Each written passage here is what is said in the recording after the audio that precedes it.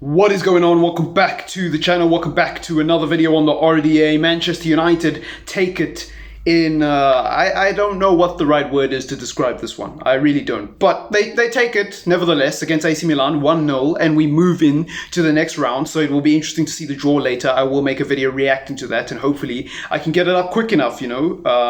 Yeah. Lots to unpack in that game. I think Dan James, Sonic the Hedgehog, the brainless Duracell Bunny, had an awful game again. The Welsh prodigy, the next Ryan Giggs, the best thing we've ever seen, the best right winger we've ever had. Okay, buddy, okay.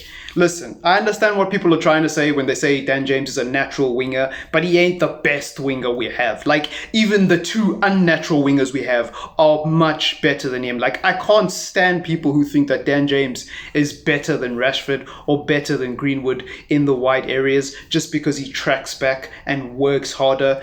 I just don't get it. I just don't get it, because when you actually look at the things that matter, like goals and assists and actual contributions outside of just running up and down the touchline, he literally gets outclassed in every other area. Like, I don't get it. He can't even keep the ball, bruv. He can't even pass the ball, but he can't keep the ball either. Like, you never want to pass the ball to Dan James in a tight space, because first of all, it will be a miracle if he actually controls it with his first touch. That's a miracle. So you've already gotten further than you think. Then he's got to move the ball on, which is another struggle altogether. And that's assuming he was able to trap the ball in the first place, bruv.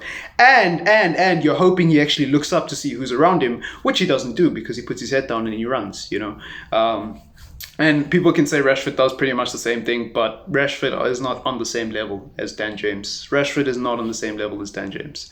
Rashford is streets ahead of Dan James. Rashford, according to you lot, has had a bad season. He's had an awful season, but he's still one of the top 5 goal contributors in Europe as far as left wingers go. Where's Dan James? Nowhere. Nowhere. So, yeah. Anyways, I didn't mean to turn this into a hate video for Dan James, you know. I think Victor Lindelof had a solid game. I think Aaron Wan-Bissaka, he's a man who's got a point to prove. He didn't get selected for England. I don't know how much pride he puts on playing for England, because, I mean, I'm sure there's players out there who straight up don't care about international football. But for me, the situation with Aaron Wan-Bissaka is simple. I don't think it's in Aaron Wan-Bissaka's hands. I think playing 90 minutes every single game is hindering his progress. And I'm actually happy Gareth Southgate didn't pick him, because this guy is going to get injured if he keeps playing this much. Like, it's inevitable. He's going to get injured. No player can play 90 minutes week in, week out, and never ever get injured, especially in the current climate of football when there's so many games packed in such a small space of time. Like, remember, the season didn't start around the normal time. The games have basically been crammed into a small amount of months than usual. So I don't understand the logic of playing this guy every single game, man. I really don't. Luke Shaw, I mean, Roberto Carlos, sorry, I don't know why I keep calling him Luke Shaw, you know, he's obviously Roberto Carlos. Maybe that's why Fred isn't Brazilian, because Luke Shaw stole Fred's passport and turned into a Brazilian, fam. You never know, maybe he's got some magic potion back then. But yeah, Roberto Carlos, solid as usual. I saw Shaw make so many runs down that left-hand side. And it's so funny to see Luke Shaw make a run, get to the box, and then there's no one, and he's just there like, bruh. Like, I ran from the back of the pitch. What's your excuse? I play at the back of the pitch. I'm in the back line, bruv. And I'm in the box making crosses and none of you are there, fam. I would be fuming if I was Shaw on that left-hand side. If I crossed the ball and there was no one in the box, bruv. Oh, I would be fuming, bruv. I don't even know, bruv. I don't even know. Real talk, I don't even know what I would say. I don't even know what I would do, but I know that I would be fuming. So I think Luke Shaw is solid as usual. McFred, awful on the ball, off the ball. They work a lot, they run a lot, they do their job because they're double pivot doing one man's job. No, but McFred are awful, guys. McFred are awful. And again, with McFred, they're a victim of playing every week. Again, I don't think them playing week in, week out helps their progression as players. I really don't. I think it actually hinders them. And also, on top of that, I know a lot of Ole Inners and people who just love living up Ole Gunnar Solskjaer's ass. Like, love living up. They live so far up his ass, they can see what he had for breakfast, bruv. They will be like, oh, but what is Ole supposed to do? Oh, I'm sorry. At the beginning of the season, when Pogba was fit, when Van de Beek was fit, when Matic was fit, and we didn't really know what the situation was with Matic, when we still had Lingard, what team was he playing? Oh yeah, I'll tell you, McFred and Bruno. The midfield three. So for me, us having injuries is irrelevant, fam, because I've been seeing this manager pick McFred the whole season, bruv. Like, it's not a new thing. People are like, yeah, but Donny's injured, bruv. Donny is the chief executive officer of the bench, bruv. Even if he's fit, he ain't coming on, and you know it. He ain't coming on. He didn't come on yesterday, but he was on the bench. If you're fit enough to be on the bench, you're fit enough to come on for half an hour. Not Donny van der Beek. Not Donny van der Beek. So for me, it's just, I'm bored of it. I'm bored of hearing how Ole Gunnar Solskjaer is dealing with an injury crisis at the moment. Because first of all, Liverpool went through an injury crisis. Man City went through an injury crisis.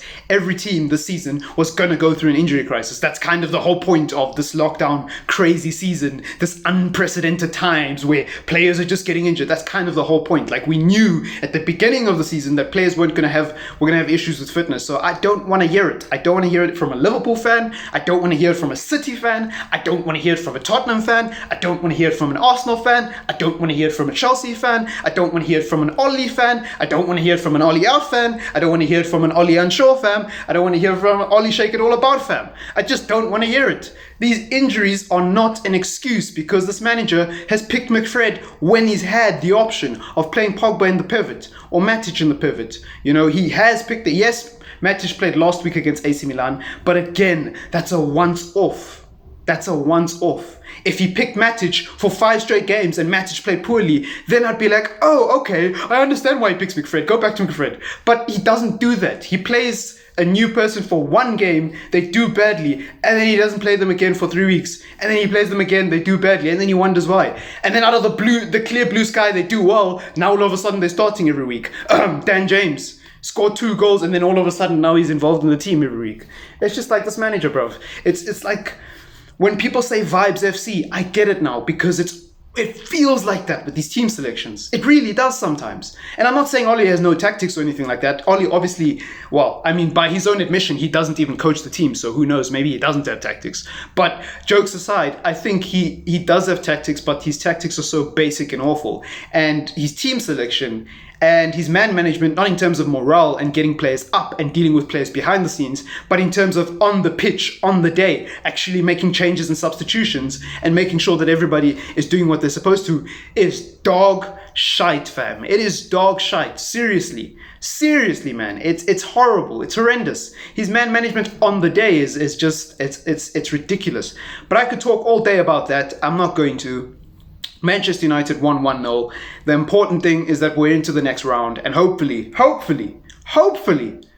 we won't get into another semi-final only just to bottle it, fam. Because what's the point? I would have rather just been knocked out today and we call it a day, bruv. If we get knocked out in the semi-final again, bruv, I don't know if I can take it, bruv.